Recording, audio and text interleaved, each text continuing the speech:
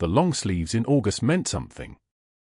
Dr. Sterling noticed them first. Margaret Walsh, working the cardiac unit at Sacred Heart Hospital in Savannah, wearing full-length cotton even when the thermometer hit 94 degrees and the humidity turned the ER hallways into a sauna. He didn't see the way her hands moved during the code blues, fast and precise like a surgeon's, not a nurse's. He didn't see the tattoo she kept hidden on her foot, an anchor wrapped with names inked so small they looked like prayer. He only saw sleeves. Long, deliberate, hiding something. Margaret had worked geriatrics for 3 years before transferring to cardiology 6 months ago.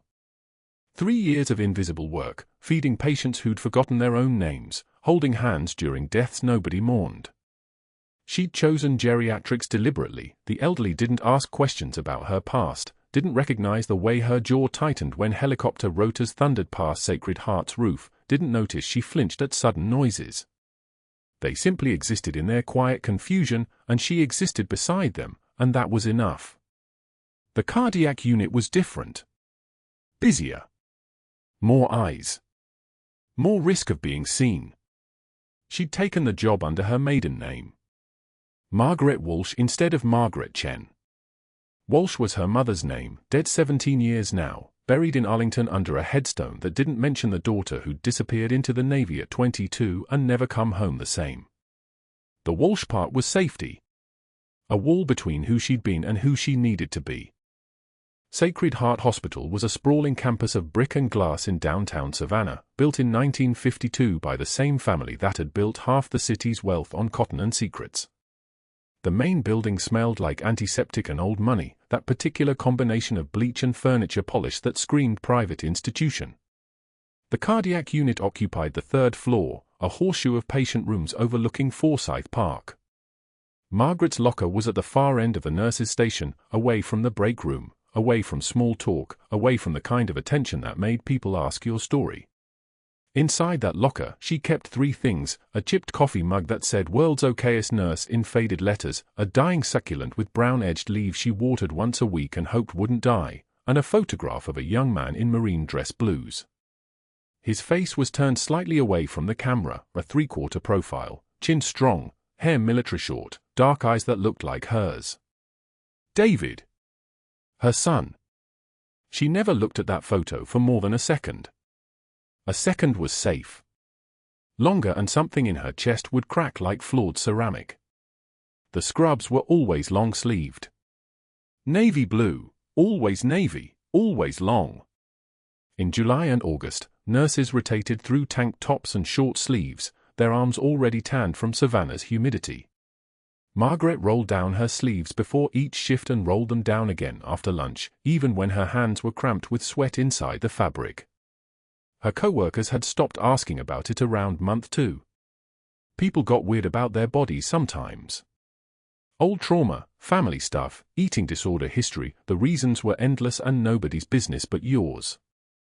The scar spiraled from her right wrist to her shoulder, thick and ropey and the color of old rope. They formed a landscape across her skin like something geological, something that had shifted and hardened over decades. In the right light, if you knew how to read scar tissue the way a trauma surgeon did, you could see the trajectory of the burn, the way the metal had wrapped around her arm during the Humvee explosion in Ramadi in 2008. The flames had come through the window opening where she'd been standing, calling coordinates to the quick reaction force. The metal of the door frame had heated like a branding iron. She'd been lucky. The other 4 people in that vehicle had not been lucky. The scars didn't hurt anymore. They hadn't hurt in years. But they told a story she'd spent 3 years trying to hide, and that was a different kind of pain. She'd been called senior chief once. 12 years of service in the Navy Medical Corps, deployed to Ramadi and Fallujah and Kandahar, operating in field hospitals with spotty electricity and worse ammunition. She'd been decorated twice, Purple Heart for shrapnel wounds from the Humvee explosion, another Purple Heart for a roadside IED that tore through her left side, and left surgical scars that matched the burn scars in terms of what they refused to let her forget. But she'd left the service at 34, before the full retirement paperwork could process, before her pension could vest properly, because the nightmares of Ramadi had finally broken something in her that nobody could repair with therapy or medication. She'd simply walked away. Now she was Margaret Walsh, just a nurse, working for $28 an hour at a hospital where nobody asked about her background and nobody checked references too carefully. Just a nurse who kept her head down and her sleeves down and her heart behind a wall so high it probably violated building codes. The morning started normal. Cardiac unit had 3 new admissions, a 78-year-old with atrial fibrillation, a 52-year-old waiting for a stress test, and Sergeant Major Hendricks, admitted at 5:19 a.m. with chest pain and a history of post-surgical complications from his Vietnam service. The chart listed him as Robert Hendricks, 79, retired USMC. Margaret had seen the name during morning briefing and had not reacted visibly. She'd noted it. She'd read it twice. She'd gone on distributing meds and checking monitors like someone who'd encountered the name of a ghost and hadn't flinched. Hendricks was the commanding officer. The man who'd sent David on the patrol to Fallujah. The man whose last message to David had been the one that came back with a casualty notice attached instead of a response. 3 years ago, that news had arrived on a Tuesday in October, delivered by 2 Marines in dress uniforms and a chaplain who'd practiced his words too many times. David was gone. Sergeant Major Hendricks had sent him to a place where nobody came back the same, and David hadn't come back at all. She'd memorized his face from David's base day photos, the ones David used to send in emails before emails stopped arriving. Hendricks had the kind of face that commanded a room, hard jaw, eyes that had seen things, the presence of someone who'd spent for decades making young Marines do things they didn't want to do because those things kept them alive. Margaret had never met him in person. She'd never needed to. Anger had been enough. Anger and the photo on her foot, the one she'd gotten inked the day the casualty notice arrived, an anchor wrapped with names, every name of every sailor she'd lost under her command, and David's name in the center, small enough that nobody could read it unless they were close enough to touch her. But that was the old Margaret. The senior chief.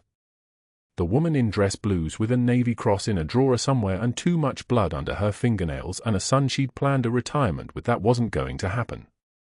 This Margaret Walsh simply helped Hendricks to his room at 6:15 a.m., took his vitals with steady hands, established a peripheral full line with a 20-gauge needle that didn't miss, and said nothing except the standard intake questions, any allergies? Pain level? Take any medications at home? She didn't ask if he remembered a sailor named David Chen. She didn't ask if he ever thought about the patrol. She didn't ask if he slept at night or if he understood that some decisions echoed forward 20 years and never stopped reverberating. She simply worked. The cardiac unit hummed with its usual morning rhythm, monitors beeping in soft electronic conversation, the ventilator in room 312 whooshing its mechanical breathing, phones ringing at the station, doctors walking hallways in their white coats like gods in training. Margaret moved through it all without sound, her badge clipped to her waistband, her name tag facing inward so patients would have to ask her name. Preferred that way. Easier that way. Hendricks was stable. His EKG showed no acute signs of MI, just the arrhythmia his chart noted. He'd need observation, possibly a cardiac catheterization, possibly just medication adjustment. Sacred Heart's protocol meant Dr. Sterling would come by for a formal evaluation around 8 a.m., right after he finished his private practice rounds at the clinic next door. Sterling was the chief of cardiothoracic surgery, third-generation cardiac surgeon, the kind of doctor who'd gotten his position because his grandfather had donated the entire East Wing instead of because he'd demonstrated any particular skill with a scalpel. Margaret knew Sterling's type. She'd worked with a dozen doctors like him, men who'd never been told no, who believed their own press clippings, who treated nurses like the furniture that moved and talked occasionally. She could work around him. Work around everyone. That was the skill she'd developed, being invisible until the patient needed something, then being invisible again the moment the crisis passed. The morning shifted at 7:45 a.m. when a confused elderly patient in room 315, Mr. Patterson, 91, admitted yesterday for heart failure, had tried to get out of bed without calling for help. He'd gotten dizzy. His balance had failed. Margaret was walking past his room with a med cart when she heard the crash of his body hitting the floor, heard the gasp of air being driven from lungs by impact, heard the animal sound of panic that older people made when they realized they couldn't get up anymore. She dropped the cart. She was in the room in 3 steps. Patterson was sprawled on his side, gasping, his hospital gown twisted around his waist. Margaret knelt beside him, her hands already moving to his shoulders, assessing his position, checking for immediate injuries. "Don't move," she said quietly. "Tell me where it hurts." "My hip. My back." His voice shook. "I fell." "I know. I'm Margaret. I'm going to help you." She worked quickly, efficiently, checking for obvious fractures, calling for help without raising her voice, just one sharp gesture toward the open door, and 2 other nurses appeared. One called for a physician. The other grabbed a backboard from the emergency equipment station.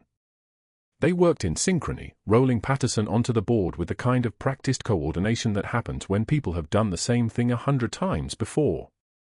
Patterson was breathing okay. His color was decent. Probably just a hip fracture, maybe some bruising, nothing catastrophic. But as they maneuvered him onto the board, as Margaret reached across his body to secure the straps, her right sleeve caught on the edge of the bed frame. The old cotton fabric, worn thin from months of rolling up and down, tore with a soft ripping sound. Her forearm came free. Her right arm, fully exposed from wrist to shoulder. The scars were impossible to miss, ropey, thick, discolored, the unmistakable pattern of severe burn trauma. The pattern of metal heated to temperature and pressed against skin, marking it forever. One of the other nurses, Jessica, she'd been working there for 4 months, gasped audibly. The sound was quiet but not quiet enough. The kind of gasp that said she'd seen something she hadn't expected, something that broke the narrative of who she thought Margaret was. Margaret simply rolled up her sleeve. Not looked at it. Not acknowledged it. Simply reached across the bed, picked up the torn fabric, held it in place as if fabric placement mattered when the real damage was already visible.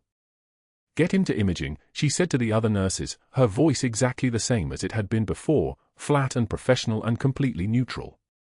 "Tell them to check for hip fracture and lumbar compression. Call the attending once imaging clears him." The nurses wheeled Patterson out. Jessica left. Margaret stood alone in the empty room, her right arm still exposed, her sleeve still torn, the sunlight from the window hitting the scars directly and making them look worse than they were, deeper, more raw, more like something that shouldn't exist on a person who was supposed to be normal. She rolled down her left sleeve. Then her right. The fabric covered the scars again. She was whole again. Anonymous again. She went back to the med cart and continued distributing medications like a person for whom nothing had changed. But 30 seconds later, at 8:16 a.m., when Dr. Sterling strode into the cardiac unit with 2 residents trailing behind him like pilot fish behind a shark, he had already heard the story. One of the residents who'd been standing near room 315's open door had told him. Or Jessica had texted someone. Or the story had simply traveled through Sacred Heart the way stories do in hospitals, through cracks and whispers and the particular joy that people take in witnessing someone's damage. Sterling was already smiling when he turned and saw Margaret at the nurse's station, back to work, sleeves down. She knew what was coming. Sterling was already smiling when he turned and saw Margaret at the nurse's station, back to work, sleeves down. She knew what was coming. The cafeteria was packed at noon, the worst possible time, the lunch rush when every department flooded in at once. Margaret had learned long ago that predators hunt during crowded hours. They feel braver when witnesses outnumber allies. She reached for her lunch tray at the beverage station, hand steady, moving with the efficiency of someone who'd performed 10,000 routine tasks without thinking. The sandwich was turkey. The coffee was black. The moment was exactly like 10,000 others. Then Sterling appeared beside her like a shadow that had learned to walk upright. He didn't slow down. He didn't announce himself. He simply brushed past her with the casual violence of someone who'd never been told no, and his shoulder drove her lunch tray down and forward. The sandwich tumbled. The coffee, still steaming, still hot, arced across the tile like a brown comet. Soup splashed across her white compression stockings. The tray clattered against the floor with a sound like a bell tower collapsing. The room went quiet. Not silent, quiet. There's a difference. Silence is absence. Quiet is presence held at gunpoint. Margaret didn't move for 3 seconds. She stood there, looking down at the wreckage of her lunch, watching the coffee pool around her shoes like spilled secrets. Around her, faces turned. A surgical resident named Kovacs stopped mid-chew. 2 nurses from orthopedics exchanged glances. Sterling kept walking toward the exit without looking back, his posture the physical equivalent of a shrug. She knelt. That was the next beat. Not crying. Not shaking. Just kneeling, picking up pieces of sandwich that had scattered across tile that smelled like industrial cleanser and the ghost of 1,000 other lunches. A paper napkin. The plastic wrap.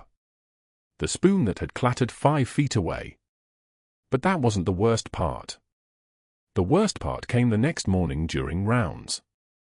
Sterling moved through the cardiac unit with the gait of someone who'd been told his entire life that he owned whatever space his feet touched. His white coat was pressed. His stethoscope hung around his neck like a trophy he'd stolen. Behind him, Margaret pushed the medication cart, her sleeves rolled down despite the heat, her badge clipped to her scrubs at exactly the right angle, the angle that meant she was invisible. He'd left a stack of patient charts on the desk. 12 manila folders, each one thick with vitals and lab work and the small stories of 12 people's bodies betraying them. Sterling picked up the stack. Stopped. Turned to look at Margaret with eyes that held the particular cruelty of someone who'd never sweated through a real decision in his life. Pick those up, sweetheart. The charts didn't drop. They were thrown. That distinction mattered. A drop would have been an accident. A throw was a choice, and his choice scattered papers across the floor like autumn leaves in a windstorm. They caught against the baseboard. They slid under the crash cart. One fell face down, Margaret's own handwriting staring up at the ceiling, vitals she'd recorded, observations she'd made, the invisible work that kept the machinery of medicine turning. The unit floor had the smell of antiseptic and the undercurrent of something else, the particular scent of a place where people came to either heal or die, sometimes both. Margaret breathed it in. She bent down. Her hands moved on their own, muscle memory taking over. Hands that had held arterial bleeds together in field hospitals in Ramadi. Hands that had compressed a dying man's chest in a Black Hawk's cargo bay while the rotor wash tried to tear the aircraft apart. Hands that had learned a long time ago to keep moving when stopping would mean falling. One measured breath. That was the technique. One breath, held for the count of 4, released for the count of 4. It was how she'd survived Ramadi. It was how she'd survived the call at 0300 hours telling her David wasn't coming home. It was how she was surviving this. She looked up from the floor. Sterling was still watching, confident in his victory, already turning away. He believed she was breaking. He believed the moisture gathering in her eyes was defeat. He didn't understand that some people cry not from weakness but from the discipline required to stay standing when every nerve ending is screaming to burn the building down. My son served under Sergeant Major Hendricks in 3rd Battalion, Margaret said quietly. Her voice didn't shake. It was lower than usual, the way a voice sounds when it comes from somewhere deeper than the throat. He taught me that real authority never needs to announce itself. Sterling froze for exactly 2 seconds. Then he laughed. Not a real laugh, the performance of laughter, the sound of someone who'd learned the shape of emotions without ever feeling them. Spare me the wisdom, Walsh. You're a geriatric nurse playing at something above your pay grade. You're hiding something, sloppy references, gaps in your work history, probably a record we haven't found yet. He stepped closer, and she could smell his cologne, something expensive and aggressive that made the air taste like broken glass. I made a bet with 2 residents that you won't last the week. I'm going to enjoy watching you prove me right. He walked away. Margaret finished gathering the charts, her hands perfectly steady, her breathing unchanged. Around her, the cardiac unit returned to its work. Monitors beeped. Falls dripped. The machinery of healing continued as though nothing had happened. But everything had changed. What they didn't know was that Sterling had already set the machinery in motion. That same morning, he'd made a call to the chief nursing officer, his voice carrying the practiced concern of a man who'd learned to weaponize competence. "I'm not one to gossip, but Margaret Walsh's background seems irregular. Where did she train again? Her references are vague. I wonder if anyone's done a real background check." He'd contacted the addresses on her application, dead drops, now closed, now meaningless.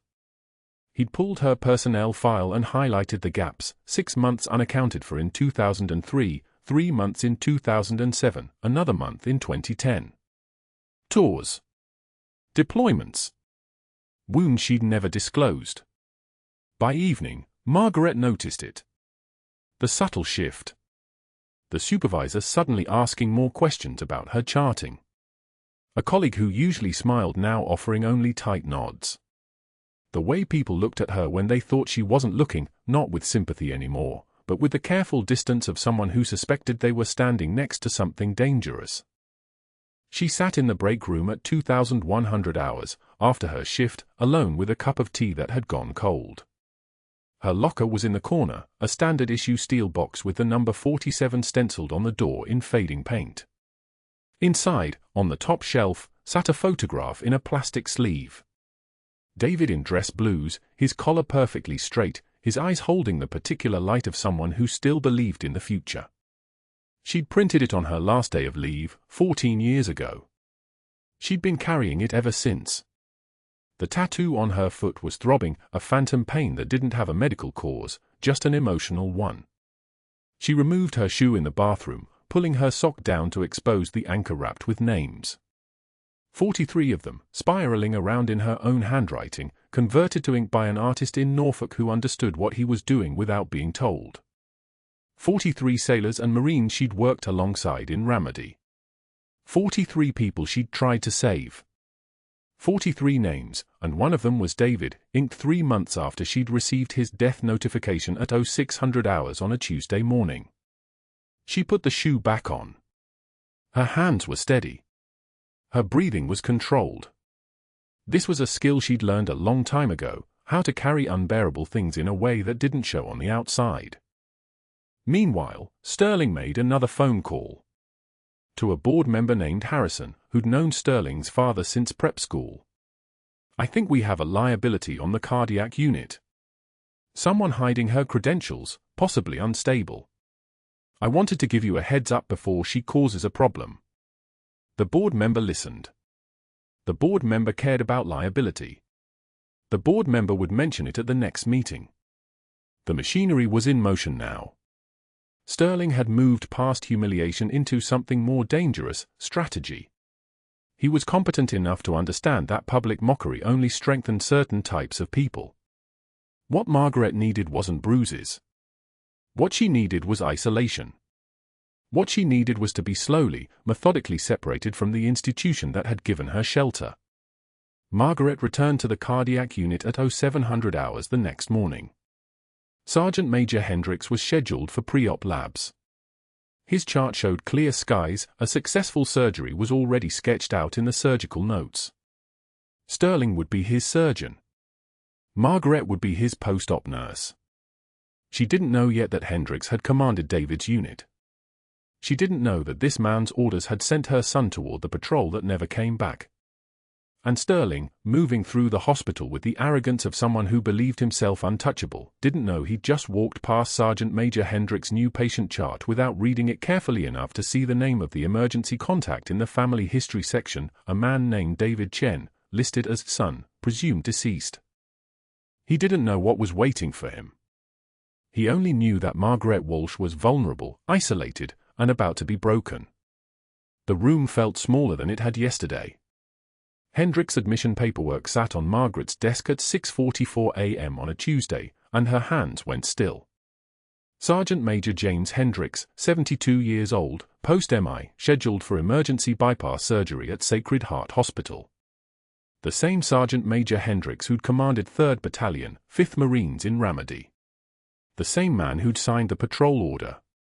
The same voice on the casualty notification call that never mentioned David's name, only casualty number 4847M, which was worse somehow because it meant the paperwork lived but her son didn't. She didn't call in sick. She didn't hide. Margaret had been taught a long time ago that running from ghosts only gave them a better hunting ground. So she accepted the assignment, post-operative cardiac care, room for 12, recovery unit, and locked her jaw the way she locked the memories of Ramadi, the way she locked the part of herself that had screamed the night the Navy sent dress uniforms instead of a son. Dr. Sterling had scheduled the bypass for 8:15 a.m. A standard CABG, coronary artery bypass graft, for vessels, high complexity, exactly the kind of surgery that required a surgeon who understood the minutiae of cardiac anatomy. Sterling understood golf handicaps and boardroom optics. He did not understand hearts. Margaret prepared the post-op room anyway. Monitors. Ventilator. Warming blanket. The equipment arranged in the precise order that had saved 43 lives in field hospitals where blast wounds and burns were information you read from a body's blood pressure and oxygen saturation. The fluorescent lights overhead hummed their antiseptic monotone, and she checked the 4 lines 3 times because perfection was the only language that made sense anymore. Hendricks came up from surgery at 11:22 a.m. Alive. Stable. His chest open, closed, stitched, the surgical team wheeling him into recovery with vitals holding steady, monitor showing sinus rhythm, O2 sat 96%. Dr. Sterling floated in behind the anesthesia cart, nodding to himself like he'd personally willed the man to survive, and Margaret watched him leave without bothering to check the dressing, without confirming the Swan-Ganz catheter placement, without doing the things a competent surgeon did when a 72-year-old's life depended on the next 72 hours. She was alone with Hendricks then. Just the two of them and the monitors and the soft wheeze of the ventilator keeping his lungs inflated. She did not look at his face. She did not let herself see the man David had served under, had trusted, had walked into the desert for on an order that came back empty.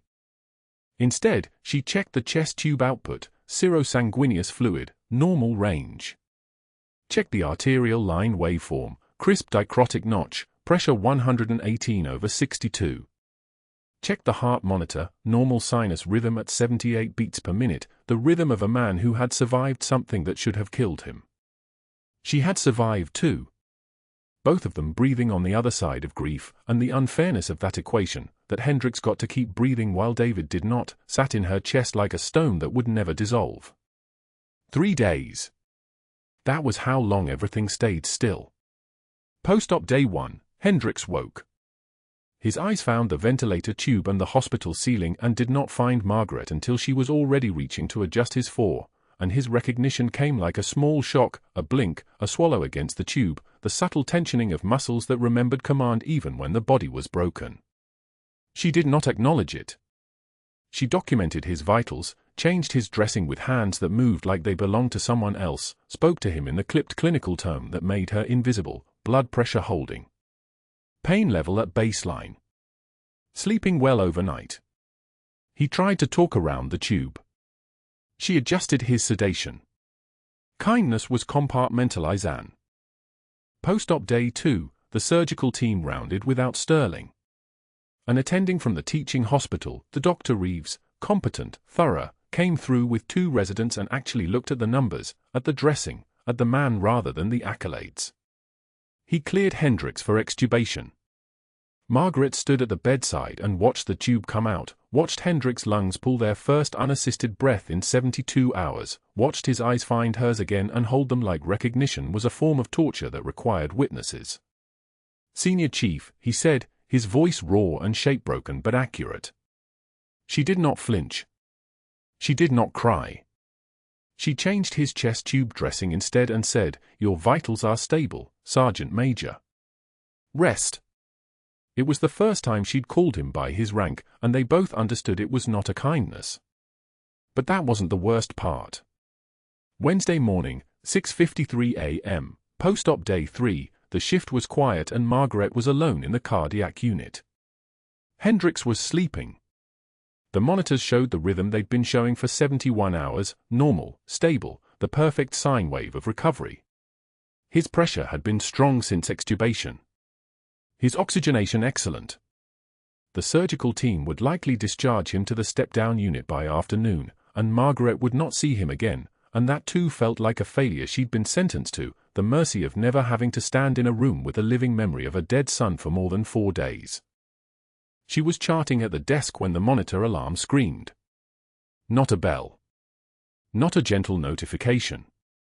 A code alarm, sharp, primal, the sound that meant somebody's heart had decided to stop cooperating with the deal it had made in the operating room. Margaret was moving before her brain caught up, muscle memory taking over the way it did in Ramadi when the IED detonated and you stopped thinking and started surviving. Room for 12. Hendricks' heart rate had dropped from 82 to 34. His blood pressure was collapsing, 118/62 became 94/48 became 76/36, the numbers cascading like someone was draining him from the inside. Margaret hit the code button. Grabbed the crash cart. Her hands moved with the terrifying fluid precision of someone who'd done this 1,000 times in scenarios where she had 3 minutes before death became permanent. Hendricks' eyes were wide, panicked, his hand grasping at the sheets. He was trying to speak but the words wouldn't form because he couldn't breathe properly, because his blood pressure was free-falling, because something inside his chest that the surgeons had stitched back together was no longer cooperating with the idea of survival.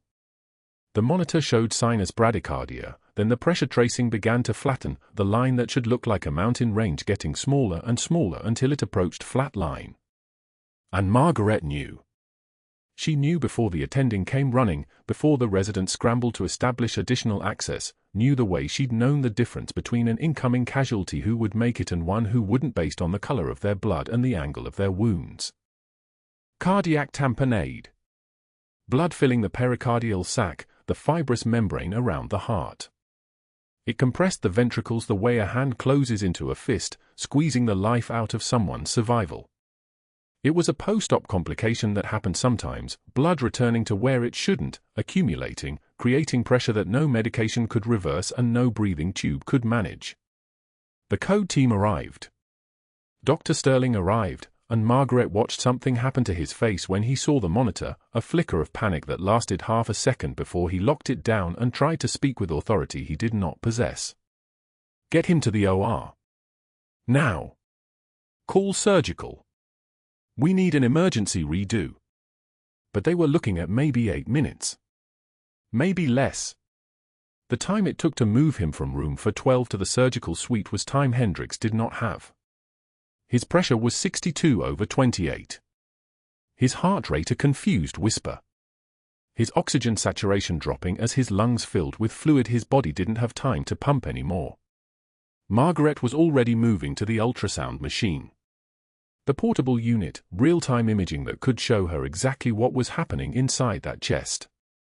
Dr. Sterling saw her movement and moved to block her path, his hand raised like he was conducting an orchestra of incompetence. Step back, Walsh. This is beyond your scope. He was already on his phone, calling transport, calling the OR, activating the bureaucratic machinery that would be too slow. I'm ordering you to stop. She did not stop. She could not stop. Because this was not about Hendricks anymore, not about the complicated architecture of grief and service and the terrible mathematics of war. This was about the principle that had been beaten into her in every trauma course, every field hospital, every moment she'd held someone's life between her hands and refused to let it slip away because someone else had decided they knew better than the monitor, better than the body, better than the immediate need for action. She had the ultrasound probe in her hands. Had the transducer positioned over Hendricks' chest with the economy of motion that came from having done this 1,000 times on bleeding soldiers in desert tents lit by chemical lights and adrenaline. The screen bloomed with grayscale, the chambers of the heart, the great vessels, and there it was. A dark collection around the pericardium. Fluid. Blood. Pressure. Death accumulating in real time. I said stop, Sterling said, but he was backing away, still on his phone, still trying to establish the chain of command that mattered less than the fact that Hendricks' systolic pressure was now 54. Margaret set down the ultrasound probe with one careful motion. Picked up a spinal needle from the crash cart. The kind of needle designed to reach deep tissue, to access spaces where medication and judgment met at the edge of protocol and necessity. She could feel Sterling's presence like a pressure in the room, his phone call to security, to administration, his documentation of her rebellion, his activation of the weapons that would come later. But later was too late. She positioned the needle beneath Hendricks' xiphoid process, the lower point of the sternum where a needle could pass under the rib cage and into the pericardial sac without hitting the lungs or liver or any of the 1,000 structures that could make this a kill instead of a save. The ultrasound guided her in. Real-time imaging. The needle advancing millimeter by millimeter. Hendricks breathing shallow, his eyes locked on her hands because she was the last thing between him and the void. The needle advanced. Entered the pericardial fluid. And Margaret drew back on the plunger. Dark blood filled the syringe. Liquid pressure. The accumulated weight of post-op bleeding that had nowhere to go except into the space that was slowly crushing his heart. She drew. 1 syringe. 2. 3 syringes of blood that shouldn't have been there but was, and with each withdrawal Hendricks' pressure began to rise. 54 became 62. 62 became 71. 71 became 80 for over 46. The monitor showed the change before Hendricks' face did. But his eyes cleared. His breathing deepened. The monitor's panic settled into something approaching stability, not full recovery, but survival. The difference between a man who would make it to the OR conscious and coherent and a man they'd be coding in the hallway. Sterling was still talking, still calling, still documenting. But he was no longer needed. And that was the thing about competence. It didn't require permission, didn't require authority, didn't require the blessing of men who understood titles better than they understood hearts. The surgical team arrived at 7:04 a.m. For minutes after the code. They found Hendricks stable. They found the pericardial tap site documented. They found Dr. Sterling with his phone and his indignation and his legal arguments about scope of practice forming behind his teeth like poison he was saving for later. And they found Margaret at the bedside, checking the monitor one more time before she stepped back to let the surgeons take over the way they were supposed to have been in charge all along. Hendricks looked at her as they wheeled him back to surgery. His eyes held something that looked like recognition. Like understanding. Like the terrible acknowledgement of what had just happened between them, that she had saved his life, that his life was now a debt, that this moment would eventually find its way into whatever came next, into whatever reckoning was building on the other side of this morning. She did not return his gaze. She turned to clean the code cart and wait for what came after, for the moment when Sterling's phone calls and documentations and legal arguments came due. The needle went in. 14 gauge. Margaret's hands moved on their own, muscle memory taking over from a field hospital in Ramadi where the lights never stayed on and the screaming never stopped. She didn't ask permission. She didn't hesitate.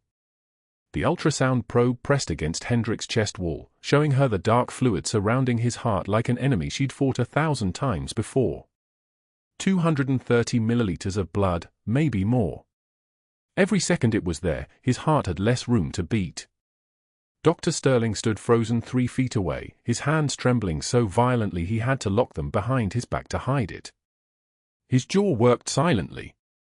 This was supposed to be his save, his moment, his proof that the rumors about his incompetence were just professional jealousy. Instead, he was watching a geriatric nurse, a woman he'd knocked a lunch tray from, perform an emergency procedure with the precision of someone who'd done this while bullets were still coming through the walls. Margaret didn't look at him. The spinal needle moved with the certainty of someone who understood that hesitation kills. The ultrasound showed her the needle's path, millimeter by millimeter, until the tip kissed the pericardial sac. She advanced it with the gentleness of someone placing a kiss on a child's forehead. The plunger withdrew. Blood. Dark red, thick, alive with the terrible weight of consequence. 40 milliliters. 80. 120. The monitor began to shift. The blood pressure crept upward. The heart's electrical rhythm steadied like a soldier finding his footing on solid ground. Margaret's breath remained level. Her shoulders didn't rise. Her eye stayed fixed on the ultrasound screen, reading the data like scripture, translating it into action with movements so economical they looked like choreography. O2 sat climbing, the respiratory therapist whispered. 82%. 84, 87. Hendricks' color changed from gray to something that looked like life. The blood pressure alarm, which had been screaming, fell silent. In that silence, Margaret withdrew the needle with the same careful precision she'd used to advance it. She pressed a sterile 2x2 gauze over the puncture site, her palm flat and steady against his chest. Sinus rhythm. Normal, beautiful, perfect sinus rhythm displayed across the cardiac monitor like a song Margaret had learned to read before she learned to read words. "Get him to ICU," she said quietly. 2-unit PRBC standing by. Cardiothoracic on speed dial. It wasn't a request. It was a command, and every person in the room moved like they'd been waiting their whole lives for someone to tell them what to do with certainty. The nursing supervisor, a woman who'd worked with Margaret for 8 months and had never heard her raise her voice above a conversational tone, began barking orders into the overhead. 2 nurses wheeled the bed toward the doors with practiced efficiency. A transport tech jogged ahead to clear the hallway. Hendricks' eyes fluttered open as they moved him. He focused on Margaret for a moment, and something passed between them that neither of them had words for. Recognition. The acknowledgement that she had just put her hands on his chest and pulled him back from a cliff he'd been falling down for the last 4 minutes. "Thank you," he said. His voice was rough, almost inaudible. Margaret was already peeling off her gloves. "You're going to be fine, Sergeant Major. Cardiothoracic will want to monitor you closely for the next 48 hours, but that bleed is controlled." She turned away before he could respond, before the gratitude in his eyes could reach her, before the weight of what she'd just done could settle on her shoulders where it belonged. She walked to the code cart and began restocking it with mechanical precision. For kits. Syringes. Medication vials. Her hands worked while her mind stayed calm, compartmentalized, locked in the same place it had learned to lock 43 times before. Sterling was still frozen. His lips were moving like he was trying to form words, but nothing came. His face had the color of old dishwater. The attending resident who'd been assisting him, a young woman named Katrina who'd watched Margaret work without flinching while Sterling had nearly hyperventilated, was looking at her with an expression that couldn't be unlearned. Respect. Real respect, not the performative kind that came from a title or a name. Margaret did not return her gaze. She turned to clean the code cart and wait for what came after, for the moment when Sterling's phone calls and documentations and legal arguments came due. The emergency board meeting was called for 2 p.m. Margaret was summoned at 1:16 with a message from the nursing director that was delivered with apologetic eyes and an outstretched hand that didn't quite touch her arm. The words were immediate review and your presence is required, and everything that came next would flow from those 2 facts. Sterling had moved fast. Faster than anyone would have predicted for a man who could barely manage his own surgical schedule.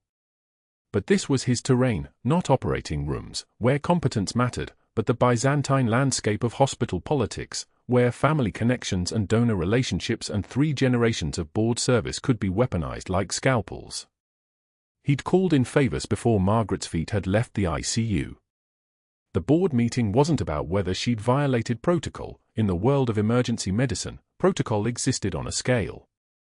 It was about whether Sterling could convince the board that her violation was reckless, dangerous, and evidence of a larger pattern of instability that Sacred Heart couldn't afford to ignore. Margaret sat in a high-backed chair at the far end of a mahogany table long enough to require a hearing aid to communicate across it. The board members, 9 of them, 12 if you counted the hospital legal counsel and the 2 external medical advisors Sterling had somehow arranged in less than 2 hours, arranged themselves with the careful spacing of predators pretending to be colleagues. Sterling stood. He didn't sit. Standing gave him the high ground, gave him the appearance of urgency, gave him the authority of someone who'd prepared remarks he'd practiced in front of a mirror. Margaret Walsh performed an invasive procedure without explicit physician supervision, he said. His voice was steady now, back in its element. A pericardiocentesis is not within the scope of practice for a geriatric nurse. It's not even within the scope of practice for a critical care nurse without specialized training and credentialing. What Ms. Walsh did today was practice medicine without a license. One of the board members, a woman named Hendricks, no relation to Sergeant Major Hendricks, though Sterling would later find out she'd gone to prep school with a cousin, leaned forward. But the patient survived. Didn't she save his life? She performed an intervention outside her scope, Sterling said flatly. The outcome was fortunate, but that doesn't change the violation. In fact, it's more dangerous. Success can create the illusion that boundaries don't exist. What happens next time when she's operating in areas where she's genuinely not trained? When luck doesn't hold? He opened a folder. Inside were papers, lots of them. Hospital records. Reference checks. Documentation of every minute Margaret had ever been late to a shift, every patient complaint that had been filed and dismissed, every moment of what Sterling was carefully reframing as concerning behavioral patterns. I attempted to verify her credentials before the incident, Sterling continued. Her references are problematic. The addresses she listed are commercial mail drops. The supervisors she named either don't exist or have no record of her employment. Her social security history has gaps. Her previous address in Virginia was a forwarding service that's been defunct for 2 years. The board members exchanged glances. In the language of institutional liability, what Sterling was describing sounded like a person who was hiding something. It sounded like fraud. It sounded like someone who might be unstable enough to think the rules didn't apply to her, and confident enough in her own judgment to act on that belief. Sterling's father had endowed the pediatric wing. His grandfather had been on the original board when Sacred Heart was chartered in 1962. The board listened to Sterling the way people listen to someone whose family owned pieces of their institution. I'm recommending immediate suspension pending a full investigation into her credentials, her prior employment, and the circumstances surrounding today's procedure, Sterling said. For the good of the hospital and the safety of our patients. The vote took 17 minutes. The result was unanimous. Margaret was given 2 hours to clear her belongings. Not 2 hours of flexible time where she could arrange her affairs with dignity. 2 hours with a security guard, a kind man named Douglas who'd always nodded to her in the hallway, standing outside her locker while she removed the few personal items she'd accumulated in 8 months of deliberate anonymity. A cracked coffee mug from a PX in Naples. The enamel had chipped, exposing the white ceramic underneath, a map of damage from 3 rotations in the field and 8 years of civilian dishwashers trying to reclaim it. A dying succulent that she'd bought from a grocery store because it required almost no attention and had somehow become a metaphor for her life in ways she didn't want to examine too closely. A photograph in a plastic frame showing a young man in dress blues, his hair high and tight, his smile a thing of pure hope that didn't know what was coming. David. Her son. Her carefully filed away reason for walking away from the Navy 2 years ago, filed away and buried so deep that some days she could pretend she'd accepted his death the way civilians accepted car accidents, as tragedy, but not as the particular kind of violence that could unmake a person from the inside. The box was cardboard, brown, industrial. The kind of box that had once held medical supplies and now would hold the entirety of her civilian life. It weighed almost nothing. Douglas carried it to his car and drove her to the bus stop on Waters Avenue because he was kind and because he'd heard her being called out of the water fountain line by the nursing director and understood that what was happening wasn't about protocol or scope of practice. The rain started as they pulled up. Not the brief summer shower Savannah was known for, but something heavier, something that felt personal. The sky was the color of old bruises. Margaret stood at the bus shelter with her cardboard box while the rain came down and the photograph of David began to bleed at the edges, the ink from his uniform starting to run into the white border of the frame.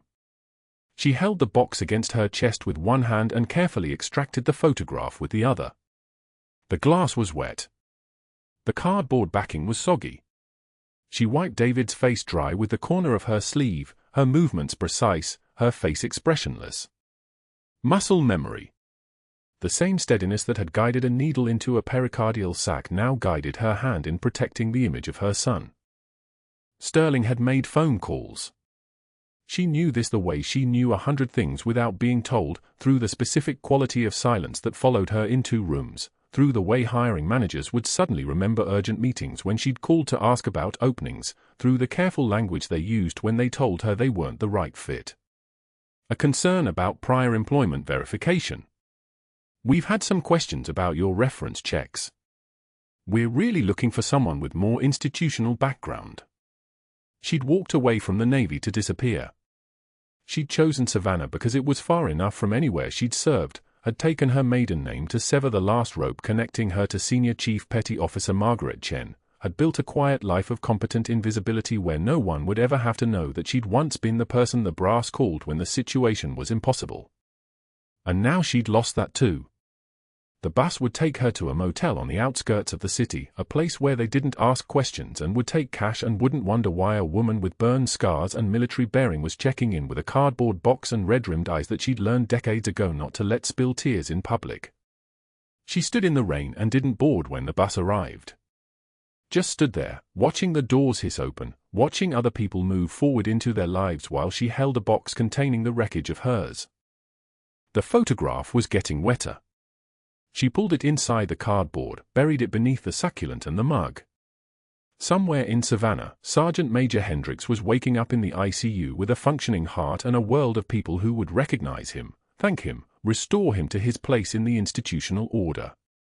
And Margaret stood at a bus stop in the rain, more alone than she'd been since the night 2 years ago when she'd received the notification that David was dead. The nightmares had finally broken something she couldn't repair, and she'd understood that the only option left was to disappear completely and never look back. The second bus arrived. This one she boarded, finding a seat in the back, holding the softening cardboard box against her chest like a shield, and understanding that this was how it ended, not with recognition, but with erasure. Not with gratitude, but with accusations. Not with the world finally knowing what she'd done, but with the world deciding she was a liability. She had no idea that the helicopter was already in the air, that 2 Marines in dress uniform were already boarding a military transport plane, that David Chen had spent 2 years in a classified facility being debriefed while every agency that employed people with clearances tried to figure out how to bring him home without unraveling the entire operation that had captured him. She had no idea that what came next didn't just silence the room, it ended careers. The rotor wash shook the windows before anyone heard the helicopter. Sacred Heart's parking lot erupted into controlled chaos, news vans screeching to a halt, security personnel radioing to administration, the board chairman mid-sentence about Margaret's termination stopping cold as the sound of military-grade engines drowned out his voice. A UH-60M Black Hawk descended through the Savannah heat like something from a classified nightmare, its rotors painting the afternoon in concentric circles of pressure and purpose. The bird landed on the concrete pad reserved for emergency medical flights, and before the skids touched down, 2 Marines in dress uniform were already moving toward the hospital's east entrance. Their uniforms caught the light, blues pressed hard enough to cut glass, medals aligned with the precision of men who understood that appearance was a form of respect. The intercom crackled. Code blue to board conference room. Code blue to board conference room. But it wasn't a medical code. It was a signal someone had arranged in advance. The doors to the conference room burst open. The 2 Marines entered first, their presence filling the space like oxygen depletion, that sudden awareness that the air had changed, that something irreversible was about to occur. The board chairman stood. Dr. Sterling stood. Everyone stood, as if they'd been trained their entire lives for this moment. Behind the Marines, moving with the terrifying fluid precision of someone who'd walked through every nightmare and survived each one, came a man in Army Class A uniform. Captain David Chen. His face bore the architecture of Margaret's, the same jawline, the same eyes, the same expression of controlled intensity. He was alive. 32 years old. Alive. His right arm hung at his side with the slight stiffness of 3 years in a military hospital being rebuilt by hands that had forgotten how to fail. "I'm looking for Senior Chief Petty Officer Margaret Chen," the lead Marine said. His voice carried the weight of someone accustomed to being obeyed without explanation. "This is her son, Captain David Chen, released from classified detention 2 weeks ago." He's been asking for his mother. We need to bring them together. Now. Dr. Sterling's face turned the color of surgical gauze. What is this? This woman was terminated this morning for gross insubordination and practicing medicine without. Where is she? David's voice cut through Sterling's words like a scalpel through tissue. Sharp. Precise. Demanding. My mother. Margaret Chen. The woman you fired this morning at 3 p.m. according to hospital records. Where is she? The room went dead silent. 30 seconds stretched like surgical time, hours compressed into moments where the only sound was the fluorescent lights humming their electric hymn and the distant percussion of a helicopter still cooling its rotors outside. No one answered. No one moved to speak. David's jaw clenched once, and his eyes swept the room until they landed on the only empty chair at the conference table, the one they'd forced Margaret from that morning. The board chairman reached for a phone. She took a bus. We have the address she listed on employment records, but that was, he stopped. He was looking at David's eyes now, and something in the gaze suggested that bus stops and addresses were no longer relevant. The FBI agent who'd been standing silently in the corner stepped forward. He was older, mid-50s, carrying the posture of someone who'd spent decades investigating things that didn't add up. Dr. Sterling, he said, we need to talk about your communications with Naval Personnel Command. Specifically, your attempts to access Senior Chief Chen's classified service file using false pretenses. We have email documentation, personnel records showing your contact with administrative officers at Joint Base San Diego Coronado Naval Base. We have IT forensics showing your attempts to alter hospital database entries under Margaret Chen's account. Sterling's face drained of color. His hands trembled. I was protecting the hospital. She violated protocols. She performed a procedure she wasn't authorized. Under emergency circumstances where the attending physician was incapacitated, the FBI agent continued. We also have documentation of your attempts to forge her personnel file. Adding false patient complaints. Altering incident reports. This is federal fraud, Dr. Sterling. Falsifying records. Attempting to access classified information under false pretenses. The room tilted. Sterling's voice rose. My family founded this institution. My great-grandfather built Sacred Heart from nothing. You can't arrest me for protecting my own hospital. David stepped forward.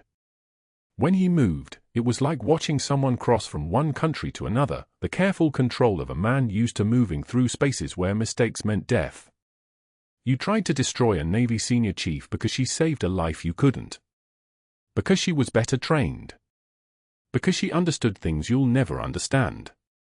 His voice stayed level. Clinical. My mother served 23 years in combat medicine. 2 Purple Hearts. Silver Star. She extracted wounded under fire in Ramadi when you were probably watching golf on television somewhere. And you fired her because your ego couldn't fit in the same room as her competence.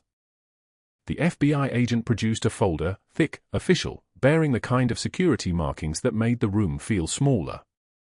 Dr. Sterling, we also recovered communication showing you attempted to contact my office with information about Senior Chief Chen's prior service. Attempting to leverage classified information as justification for her termination. This is conspiracy to defraud. Security moved toward Sterling. He backed toward the window, his face now mottled red, veins bulging at his temple like they were trying to escape his skull. This is insane. This is... The agent opened handcuffs with a soft click. The sound was like a door closing on a house burning behind you, final, irrevocable. Dr. Mitchell Sterling, you're under arrest for falsifying federal documents, attempted unauthorized access to classified information, and conspiracy to commit fraud against a service member. You have the right to remain silent. Sterling didn't remain silent. He shouted. He raged. He invoked his family name, his credentials, his grandfather's portrait hanging in the hospital's main atrium. None of it mattered. The handcuffs clicked shut with the finality of a surgical suite door closing. As the agents led him toward the exit, hospital staff lined the corridors, nurses, residents, attendings, everyone who'd watched him humiliate Margaret in the cafeteria, everyone who'd laughed or stayed quiet. They stood motionless as he passed, their silence louder than any applause. The news cameras outside had already caught his exit. His perp walk would be the lead story on 3 local stations and would eventually make national feeds, the 4th-generation legacy of Sacred Heart Hospital collapsing in real time under the weight of federal crimes, his hands cuffed, his head down, his career transforming in 30 seconds from dominant to obliterated. The photographer's camera snapped like gunfire. The helicopters circled. By evening, his medical license would be suspended pending investigation. By the following week, his family's name would be removed from Sacred Heart's donor wall. Back in the boardroom, Sergeant Major Hendricks stood. His surgical incision was fresh, only 72 hours old, and the movement caused him to wince, his hand pressing against his chest where Margaret's needle had entered precisely between the 4th and 5th ribs, where the fluid had been trapped, where the pressure had been killing him. But he stood. His uniform, despite the bandages beneath, was immaculate. His bearing was that of a man who'd commanded Marines through 3 combat tours. Senior Chief Chen, Hendricks said, his voice thick as concrete. "I've been looking for you for a very long time. Not the woman who worked in this hospital. The woman who extracted my entire squad under fire in Ramadi, 2007. I was lieutenant then. You saved us. All 7 of us. You packed a wound with gauze and muscle memory when your medical kit was empty, and you dragged me 100 meters while rounds were coming in like hail." David's eyes moved to Hendricks, then back toward the door. "Where is she? Where is my mother?" The board chairman, moving with the urgency of a man whose institution was hemorrhaging credibility and legal liability, already had security tracking Margaret's location. The bus was stopped at the depot for blocks away. "She hasn't left yet. We have someone." But David was already moving toward the door, and the 2 Marines moved with him, their presence clearing the hallway like water parting before a hull. The sound of boots on tile echoed through Sacred Heart's corridors. Tap. Tap. Tap. Tap. The rhythm of military precision meeting parental urgency, the sound of someone who'd been declared dead returning to find his mother. The hospital's east exit doors burst open just as Margaret reached into her pocket for the address of a women's shelter she'd researched that morning. A cardboard box sat on the bus seat beside her, the dying succulent from her office desk, the cracked coffee mug with the hospital logo scratched half away, the photograph of David in dress blues taken 8 years ago when he was still a second lieutenant and still alive in her mind the way memories hold people. David stopped at the bus door.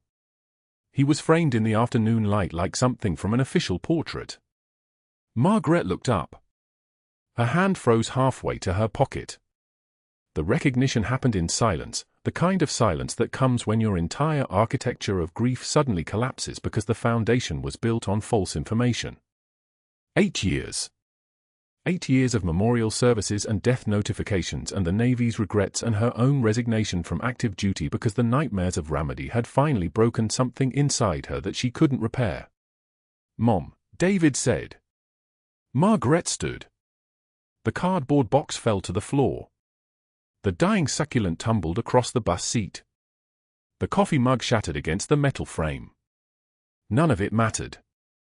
None of it had ever mattered because her son was standing there, alive, real, present, moving toward her with the same careful control he'd demonstrated in the boardroom, the restraint of someone used to moving through spaces where emotion was its own kind of explosion. They didn't embrace immediately. They stood facing each other while the Marines waited at a respectful distance and the other bus passengers watched the reunion in stunned silence. David's right arm still hung with that stiffness, that post-injury precision. Margaret saw it and understood immediately. Reconstruction. Rehabilitation. Years of classified medical care and debriefing that she'd never been told about. "I didn't know you'd left," David said. "The Navy finally told me 2 weeks ago. When they started the transition paperwork. They said you'd walked away, that you'd changed your name, that you'd disappeared from everyone who knew Margaret Chen." He paused. Why didn't you stay? Margaret's hand moved to her boot. Her shoe came off with steady fingers, not trembling, not breaking, just moving with the autonomy of someone who understood that her response in this moment would define everything that came next. Her foot was exposed, and there, covering the entire sole and extending up her ankle, was a tattoo that only someone who'd served would recognize immediately. An anchor. Wrapped around it, in precise military font, were 43 names. Sailors. Marines. Corpsmen. Combat photographers. Everyone she'd tried to save in Ramadi and failed. The list spiraled down to her heel, and there at the very bottom, inked in the darkest shade, was David Chen's name. The name she'd had tattooed the day she received the notification that he was missing in action. Sergeant Major Hendricks, who'd followed at a distance despite his surgical incision, saw the tattoo and stopped walking. He saw the list of names and understood what he was looking at, a memorial written in ink, a catalogue of loss, a woman's way of keeping score on her own body because the weight was too much for paper. The lead Marine read from a secure tablet, his voice thick with the kind of emotion that comes from reading official records and understanding their human cost. Navy Cross for Valor in Ramadi, 2007. 2 Purple Hearts. Silver Star for extracting wounded under fire. Senior Chief Petty Officer Margaret Chen saved 43 lives in combat. That's not an estimate. That's the official count. 43 people who went home because of her. Hendricks rendered the salute. His hand moved with the precision of a man who'd performed that gesture 10,000 times, but never like this. Never with this weight. Never with this understanding of what he was honoring. His arm moved to his forehead, and the salute held for exactly 3 seconds, the longest 3 seconds of his 30-year Marine Corps career. "Welcome home, Senior Chief," Hendricks said. Margaret looked at her son. She looked at the tattoo on her foot, David's name at the bottom, the name she'd carried on her body for 8 years, the name that was now walking toward her again, alive, real, returned from the kind of classified extraction that the Navy didn't acknowledge until the paperwork was complete. She rolled her sleeve up. The burn scar spiraled from wrist to shoulder, visible in the afternoon light, no longer hidden, no longer shameful, no longer something to apologize for. They were badges. They were evidence. They were proof that she'd survived Ramadi and carried the cost forward and kept moving anyway. "I'm coming home," Margaret said to David. She looked at the Marines. "Tell the Navy I'm coming home." 2 years later, Margaret Chen ran Sacred Heart's entire nursing department. Her office overlooked Savannah, and behind her desk, on a shelf where sunlight filtered through in geometric patterns, sat a pair of worn combat boots. David's finally returned to her with his personal effects after the classified operation was officially acknowledged and his rescue was declassified. The boots were faded, caked with dust from a desert that was 12,000 kilometers away, and they bore scuff marks from deployment to a place that had nearly taken both mother and son from each other forever.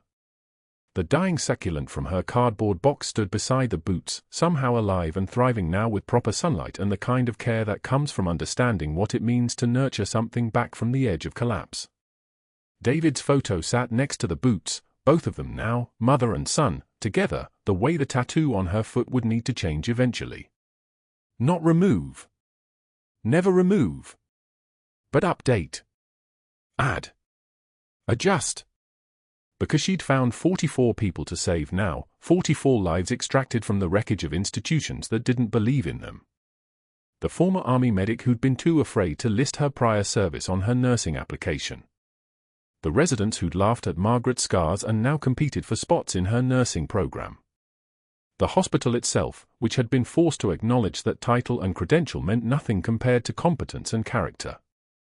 Dr. Sterling taught CPR basics at Savannah Community College for $15 an hour. His medical license hung suspended. His family name had been removed from Sacred Heart's donor wall, the plaque replaced with the names of nurses who'd given their entire careers to service. The residents who'd taken his bet, the wager that Margaret would quit within a week, now worked under her direction. They didn't joke about scars anymore. They didn't speak carelessly about the people who stood beside them. On Veterans Day, Margaret delivered the annual address at Sacred Heart ceremony. She wore short sleeves. The scars from Ramadi were visible, badges of honor rather than shame, proof that she'd survived the unsurvivable and built a life from the rubble. Sergeant Major Hendricks attended, fully recovered, his presence a reminder of the day the helicopter landed and everything changed. David, stationed at Hunter Army Airfield, sat in the front row.